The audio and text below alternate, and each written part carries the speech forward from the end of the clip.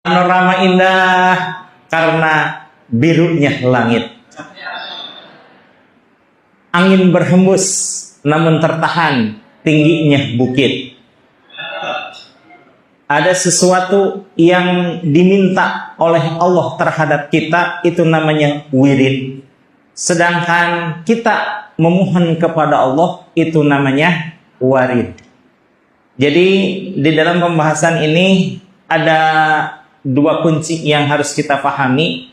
Ada yang namanya wirid, ada yang namanya warid. Apa itu wirid? Wirid dengan warid memang serupa tapi tidak sama. Tapi ada satu hal yang menjadikan kita kunci untuk memahami wirid dan warid.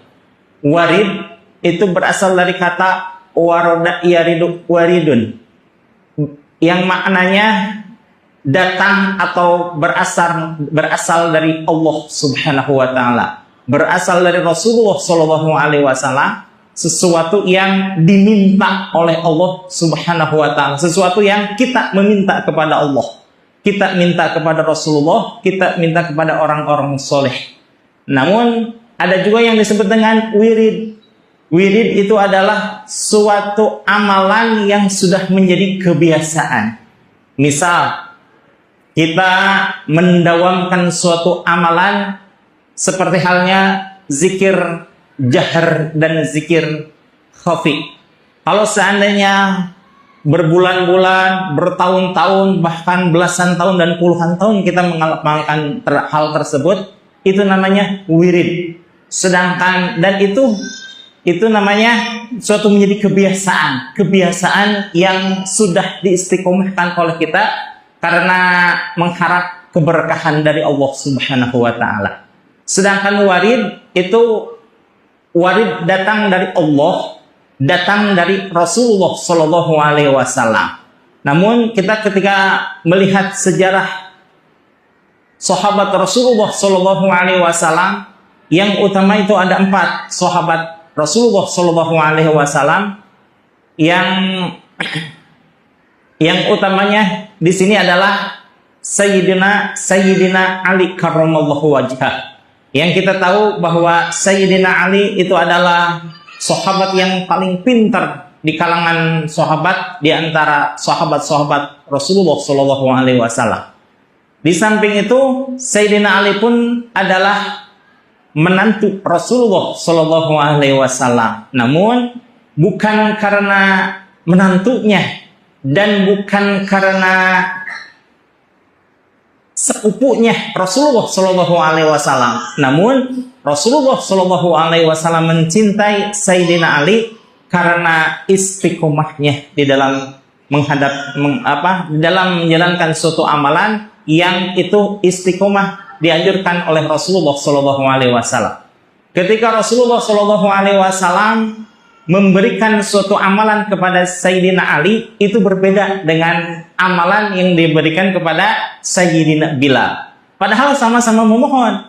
Kalau Sayyidina Bilal, ya Rasulullah ausini, wahai Rasul, berilah saya nasihat yang dengan itu saya insya Allah bisa untuk mengistiqomahkannya. Artinya Sayyidina Bilal memohon suatu amalan yang sekira-kiranya beliau sanggup untuk melaksanakan, dan Rasul pun melihat bahwa Sayyidina Bilal bisa melaksanakannya.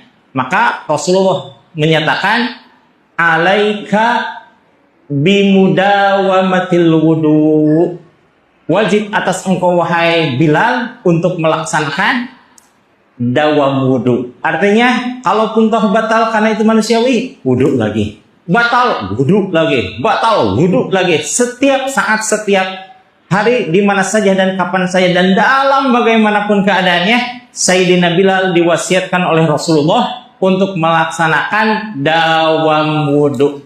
Kira-kira sahabat Bilal istiqomah nggak melaksanakannya? Istiqomah. Justru dengan amalan tersebut Sayyidina Bilal menjadi salah satu sahabat dari al-ashirah mubasyaratun bil jannah. 10 orang sahabat yang diberikan kabar gembira bahwa ternyata beliau insya Allah akan masuk ke dalam surga. Kalau para sahabat mah hakul yakin semuanya pada masuk surga ibu ya. Wong dekat dengan Rasul gitu ya. Nah, ketika Sayyidina Bilal bin Rabah melaksanakan amalan wudu, syukrul wudu, melaksanakan wudu, istiqomah, sampai Sayyidina Bilal merasa, Masya Allah, ini amalan ringan, berat tapi ringan, ringan tapi berat. Mana yang benar nih Bu? Berat apa ringan apa berat? Betul tapi syusyak gitu ya itu Maya. Sayyidina Bilal bisa melaksanakan itu dengan istiqomah, dan dengan itu pula beliau merasa bersyukur kepada Allah Subhanahu wa taala. Lalu sahabat Bilal melaksanakan satu amalan yang belum pernah diperintahkan oleh Rasul. Amalan apa itu? Amalan lisyukril wudu, melaksanakan syukuran karena sanggup melaksanakan amanah dari Rasulullah SAW berupa pelaksanaan sholat sunnah syukrul wudu. Kalau Rasulullah melaksanakan semua amalan dengan sholat, niatnya adalah untuk menyatakan syukuran kepada Allah. Kita pun salah satunya syukuran kepada Allah dengan melaksanakan sholat isyraq, yaitu bersyukurnya kepada Allah dengan adanya sinar matahari yang menghidupkan seluruh alam dunia ini. Sahabat Bilal, ketika Rasul mengetahui bahwa beliau melaksanakan suatu amalan yang belum diperintahkan oleh Rasul dan tidak dilaksanakan oleh Rasul, kira-kira Rasul marah tidak? Tidak. Rasul membid'ahkan tidak? Tidak. Tapi apa kata Rasul? Shadaqta ya Bilal, betul engkau wahai Bilal, dan insya Allah ternyata dengan amalan syukrul wudu dan dawam wudunya itu, beliau termasuk dalam al-ashirah mubasyaratun bil jannah, 10 orang sahabat yang dikabari kabar gembira bahwa beliau akan masuk surga. Alhamdulillahirabbil alamin. Berbeda dengan amalan yang diterima oleh Sayyidina Ali. Sayyidina Ali ketika memohon kepada Rasulullah SAW, dalam satu hadis Rasul menyatakan, Inna aliyan qad sa'ala Nabi sallallahu alaihi wasallam. Sesungguhnya Sayyidina Ali pernah memohon kepada Rasulullah sallallahu alaihi wasallam untuk memohon an thalathati asya'a, 3 perkara. Apa yang diminta oleh Sayyidina Ali tentang 3 perkara itu? Yang pertama, aqrabut turuq. Seolah-olah Sayyidina Ali menyatakan dan memohon kepada Rasul, ya Rasul, Sayyidina Bilal aja diberikan amalan sehingga Allah menurunkan rahmatnya dan memasukkan beliau ke dalam surga. Bisakah engkau menasihati mewasiatkan kepadaku untuk melaksanakan suatu amalan yang dengan amalan itu Allah menurunkan rahmatnya? Oh, insya Allah wahai Bilal. Tapi wahai Rasul, saya mah orangnya begini. Seolah-olah gitu ya, seolah-olah Sayyidina Ali. Saya mah orangnya begini. Saya meminta yang aqrabut turuq saja ya Allah. Aqrabut turuki. Jangan nyebut yang barusan ya. Itu dalam istilah Jawa itu agak sedikit error. Aqrabut turuki. Yang paling dekat untuk sampainya kepada Allah. Kemudian yang kedua, wa ashaliha, yang paling mudah wahai Rasul. Di antara amalan-amalan sekian banyak, saya milih yang paling mudah. Ada sahabat, ada Nabi Allah Syam'un yang melaksanakan jihad berperang untuk menegakkan li'ila'i kalimatillah li'izzatil Islam wal muslimin selama ratusan tahun, hampir mencapai 1000 tahun, mendekati usia Nabi Adam alaihissalam. Beliau berjihad. Tapi subhanallah itu rasanya berat wahai Rasul. Saya mah yang ashaliha saja, yang paling mudah. Tadi yang pertama apa? Aqrabut turuq. Yang kedua ashaliha, yang paling mudah. Yang nomor 3, wahai Rasul, saya mohon wa afdaliha indallah, dan yang paling utama di hadapan Allah Subhanahu wa taala. Bayangkan Ibu, Sayyidina Ali pemuda yang tegak, gagah perkasa, yang paling pintar, dikatakan sebagai profesornya di zaman Rasulullah SAW. Tapi ketika meminta amalan yang paling apa? Yang pertama, yang paling dekat untuk sampainya segera sampai kepada Allah. Yang kedua untuk yang paling mudah, paling gampang, paling cincai. Ah, ini mah gue banget ini. Wa afdhaliha, yang nomor 3 apa? Yang paling utama di hadapan Allah Subhanallah. Apa jawaban Rasul? Alaika bimudawamati dzikrillah. Wajib atas engkau wahai Sayyidina Ali. Kalau Rasul menyebutnya wahai Ali, tapi kita menyebutnya Sayyidina Ali. Ibu, kira-kira suatu saat kalau seandainya lewat di hadapan ibu yang terhormat Bapak RW Waluyo 86, kira-kira sapaan ibu bagaimana kepada beliau? Apa cukup dengan hello 86 Mas Bro, selamat gitu? Apa menggunakan Bapak RW? Bapak RW ya, itu karena penghormatan kita kepada beliau, penghormatan kepada seseorang yang derajatnya dilebihkan dari kita oleh Allah Subhanahu wa taala. Nah, ini sesama aja kita menggunakan bapak atau ibu, betul Bu ya? Itu merupakan suatu penghormatan. Apatah lagi kepada sahabat Rasul, apatah lagi kepada Rasulullah Shallallahu alaihi wasallam. Maka kalau seandainya Rasul pernah menyatakan la tusa'idni fis shalah, jangan engkau menyatakan sayyid kepadaku dalam bacaan salat. Itu maksudnya adalah ketawaduan Rasulullah Shallallahu alaihi wasallam terhadap sesama. Rasulullah saja begitu tawadhu terhadap sesamanya, apalagi kita. Dan kepada orang yang paling dikasihi oleh Allah Subhanahu wa taala, betapa kita pun harus menghormati sebagaimana Allah menghormati Rasulullah Shallallahu alaihi wasallam.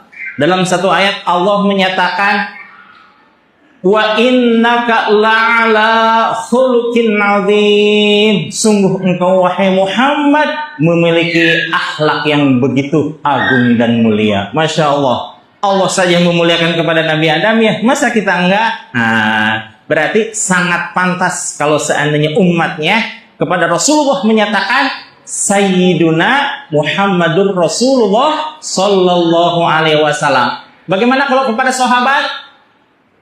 Kalau kepada sahabat, Sayyidina Ali karramallahu wajhah, Sayyidina Utsman radhiyallahu anhu, Sayyidina Umar radhiyallahu anhu, Sayyidina Abu Bakar radhiyallahu anhu. Nah, ini kepada Sayyidina Ali, Rasul menyatakan, alaika bimudawamati dzikrillah. Wajib atas engkau wahai Sayyidina Ali untuk melaksanakan zikrullah. Ada warid, ada wirid. Bagaimana kalau wirid? Tadi yang dinyatakan oleh Syekh Ibnu Athaillah As-Sakandari di dalam hikmah yang nomor 112, al-wirdu huwa talibuhu minka.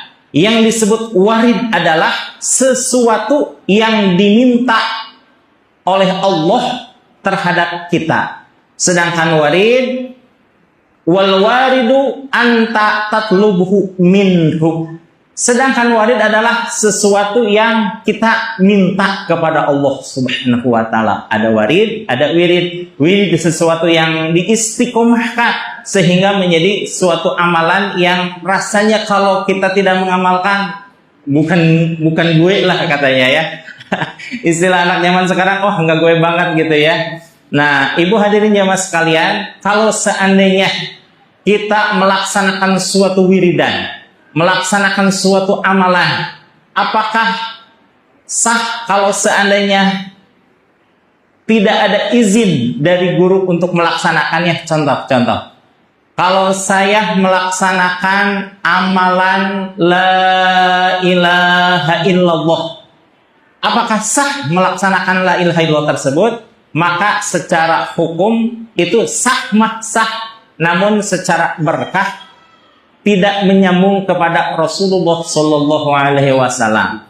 Ada menurut riwayat hadis bahwa kalimah la ilaha illallah itu kita dapatkan dari seorang guru yang menyatakan bahwa saya nyatakan mempersilahkan engkau untuk mengamalkan ini. Dan alhamdulillah kita mendapatkannya dari Syekh Ahmad Sohibul Wafat Tajul Arifin. Syekh Ahmad Sohibul Wafat Tajul Arifin mendapatkan dari Syekh Abdullah Mubarak bin Nur Muhammad. Syekh Abdullah Mubarak bin Nur Muhammad mendapatkan dari Syekh Tolha Kalisapu Cirebon. Syekh Tolha Kalisapu Cirebon mendapatkan dari Syekh Ahmad Khatib Samas Ibn Abdul Karim. Syekh Ahmad Khatib Samas Ibn Abdul Ghafar mendapatkan dari Syekh Syamsuddin. Syekh Syamsuddin mendapatkan dari Syekh Muhammad Murad. Syekh Muhammad Murad mendapatkan dari Syekh Abdul Fattah. Syekh Abdul Fattah mendapatkan dari Syekh Uthman. Syekh Uthman mendapatkan dari Syekh Abdul Rahim. Syekh Abdul Rahim mendapatkan dari Syekh Abu Bakar. Syekh Abu Bakar mendapatkan dari Syekh Waliyuddin. Syekh Waliyuddin mendapatkan dari Syekh Nuruddin. Syekh Nuruddin mendapatkan dari Syekh Syamsuddin. Syekh Syamsuddin yang pertama ya. Syekh Syamsuddin mendapatkan dari Syekh Waliyuddin. Syekh Waliyuddin mendapatkan dari Syekh Abdul Aziz. Dan Syekh Abdul Aziz itu adalah putra dari Tuan Syekh Abdul Qadir Al-Jailani. Tentu saja putranya mendapatkan dari Syekh Abdul Qadir Al-Jilani. Syekh Abdul Qadir Al-Jilani pun mendapatkan dari guru beliau yaitu Syekh Abu Sa'id Mubarak bin Ali Al-Makhzumi. Kemudian Syekh Ali Al-Makhzumi mendapatkan dari Syekh Sa'id Al-Mubarak bin Ali. Syekh Abu Sa'id mendapatkan dari Syekh Abdul Hasan Ali bin Yusuf Al-Qurasi. Syekh Al-Qurasi mendapatkan dari Syekh Faraj At-Turtusi. Syekh At-Turtusi mendapatkan dari Wahid At-Tamimi. Syekh Wahid At-Tamimi mendapatkan dari Syekh Abu Bakar Asyibli. Syekh Abu Bakar Asyibli mendapatkan dari Syekh Junaid Al-Baghdadi. Syekh Junaid Al-Baghdadi mendapatkan dari Syekh Syirris Sakhati. Syekh Syirris Sakhati mendapatkan dari Syekh Ma'ruf Al-Karhi. Syekh Ma'ruf Al-Karhi mendapatkan dari Hasan Ali bin Musa Ar-Ridho. Syekh Musa Ar-Ridho mendapatkan dari Imam Musa Al-Kazim. Syekh Musa Al-Kazim mendapatkan dari Sayyidina Ja'far As-Sadiq. Sayyidina Ja'far As-Sadiq mendapatkan dari Muhammad Bagir. Syekh Muhammad Bagir mendapatkan dari Sayyidina Zainal Abidin. Sayyidina Zainal Abidin mendapatkan Syekh Husain dari Sayyidina Husain. Sayyidina Husain mendapatkan dari Sayyidina Ali karramallahu wajhah. Tentu saja Sayyidina Ali mendapatkan dari Rasulullah Shallallahu Alaihi Wasallam. Apakah Rasulullah menciptakan sendiri? Tidak. Nabi Muhammad Shallallahu Alaihi Wasallam mendapatkan dari Malak Jibril Alaihi Salam, dan ini adalah satu-satunya guru beliau dan satu-satunya keilmuan yang disampaikan oleh Rasulullah oleh Malak Jibril Alaihi Salam itu selain Al-Quran yang 30 juz, itu adalah wirid yang berupa kalimat la ilaha illallah. Dan tentu saja bahwa Malak Jibril alaihi salam mendapatkan kalimat la ilaha illallah dari Allah Subhanahu wa taala. Jadi secara keberkahan tersambung kepada Rasulullah sallallahu alaihi wasallam, tersambung kepada Syekh Abdul Qadir Al-Jilani, dan tersambung kepada guru terdekat kita. Bagaimana kalau tidak mendapatkan ijazah zikir tersebut? Sah-sah saja, karena memang itu adalah warid dari Rasulullah Shallallahu Alaihi Wasallam. Tapi kalau seandainya wirid itu lebih berkah, insya Allah. Ibu bapak hadirin jemaah sekalian, salah satu syarat atau upaya kita untuk mendapatkan ketenangan batin adalah ala bidzikrillahi tatmainnul qulub. Ingatlah bahwa dengan berzikir kepada Allah, hati insya Allah akan menjadi tentram. Akan menjadi tentram, apa lagi serius makan makanan ini teh? Kok nggak ada yang jawab ini? Lah saking tenangnya. Saking tenangnya. Menjadi damai segala-galanya. Bapak Ibu hadirin jamaah sekalian, kalau merujuk kepada Sirrul Asrar Tuan Syekh Abdul Qadir Al-Jilani di dalam bab ke-13, bahwa jenis-jenis wirid itu ada jenis-jenis zikir. Kalau Tuan Syekh menyebutnya zikir, jenis-jenis zikir itu ada 7.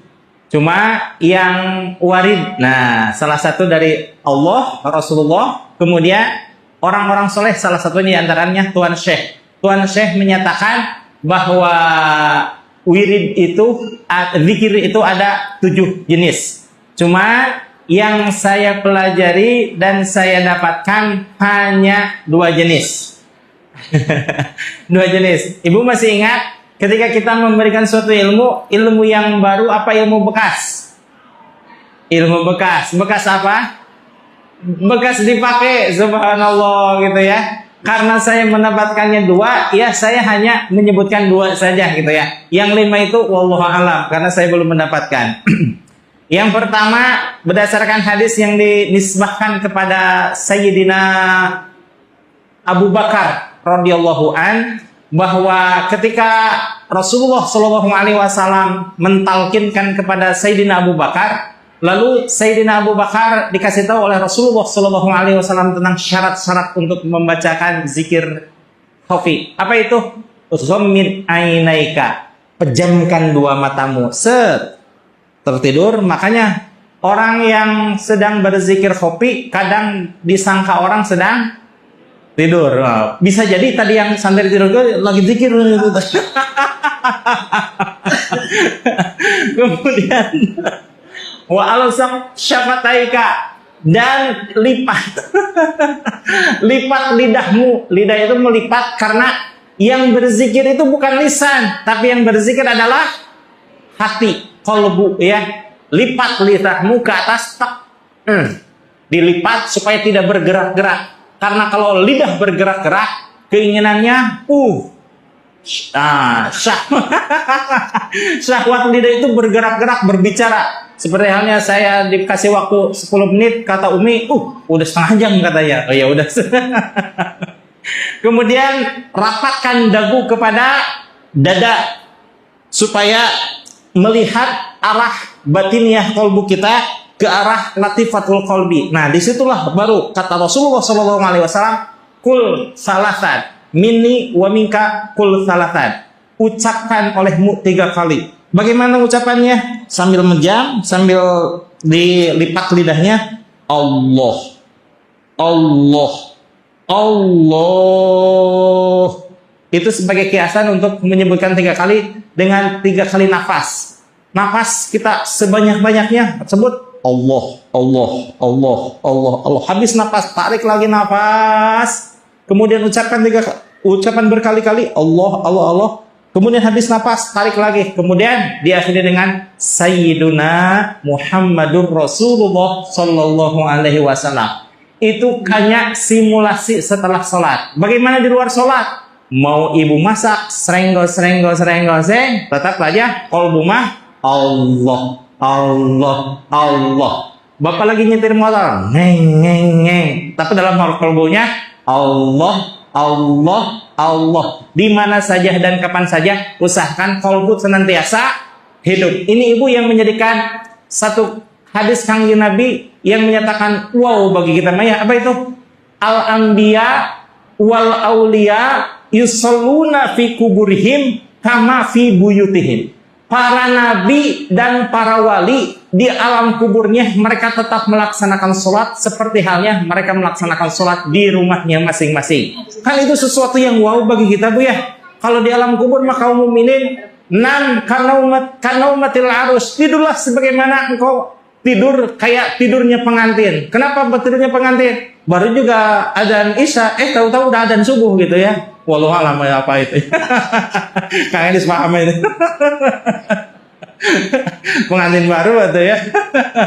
Jadi ketika menjelang dibangkitkan di alam kubur, itu serasa pengantin baru. Wih, baru juga tadi tidur. Padahal mah udah ribuan tahun. Wallahu alam. Nah, para nabi mah tidak ditidurkan ibu. Kenapa? Disolatkan oleh Allah Subhanahu wa taala. Kemarin baru dijelaskan di dalam surah Asrar bahwa al-anbiya wal auliya yusalluna fi kuburihim li'annahum jama'at baina sholatil syariati was sholatit thariqah. Mereka menggabungkan antara sholat syariat dengan sholat thariqah. Sholat syariat bagaimana? Sholat sebagaimana kita biasanya. Tapi kalau sholat thariqah, sholatnya seseorang yang selalu mencantelkan, mengaitkan kolbunya dengan Allah, Allah, Allah. Jadi hatinya selalu hidup. Jadi balasan dari Allah yang selalu menghidupkan hati adalah di alam kubur pun. Walaupun mereka semuanya sudah meninggal, tapi Allah mampu untuk menghidupkan kalbu dan rohaniah mereka. Mereka tetap hidup dan mereka tetap sholat. Itulah para nabi dan para wali. Bagaimana kalau zikir jahar? Zikir jahar biwudu'in tamin, dengan wudu yang sempurna. Wudu yang membaca doanya, melakukan sunnahnya 3 kali dan lain sebagainya, sehingga sempurna sholatnya, sehingga sempurna wudunya. Dan wudu itu bukan hanya dilaksanakan ketika sholat, tapi ketika kita hendak melaksanakan zikir, dan bahkan kalau bisa sebagaimana Sayyidina Bilal, kita melaksanakan wudu sebagaimana wudunya wudu tamin, wudu yang sempurna dengan dawam yang istiqomah, insya Allah. Kemudian yang kedua, syarat yang kedua dalam syarat zikir jahar adalah bisautin qawiyin, dengan suara yang keras. Bukan suara klaster, bukan suara asal suara keluar, tapi suara keras ke dalam. La ilaha illallah, la ilaha illallah. Itu mah suara keras, apalagi pakai speaker gitu ya, sehingga salam genjreng salam dunia. Tapi kerasnya ke dalam. La ilaha illallah, la ilaha illallah. Cukup kedengaran ke telinga kita saja, sehingga istri yang sedang tidur, putra yang sedang tidur pun tidak terganggu dengan zikir kita. Yang satu-satunya yang terganggu dengan zikir kita siapa? Bukan. Musuh kita siapa? Setan laknatullah. Kita berdiri la ilaha illallah. Setan panas.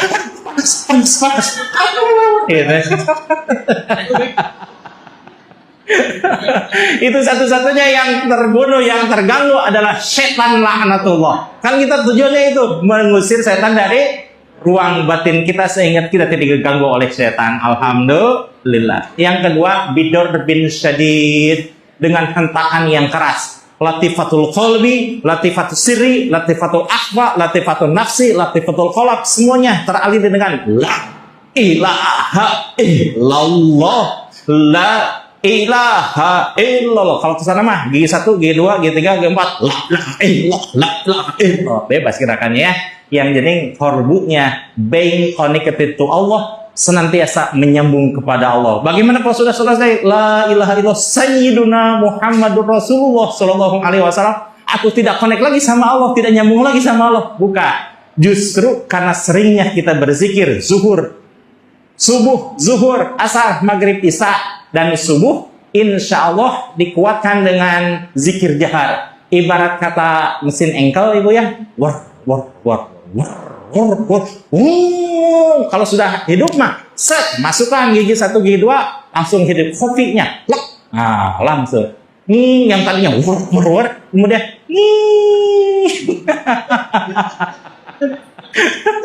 apa gitu ya.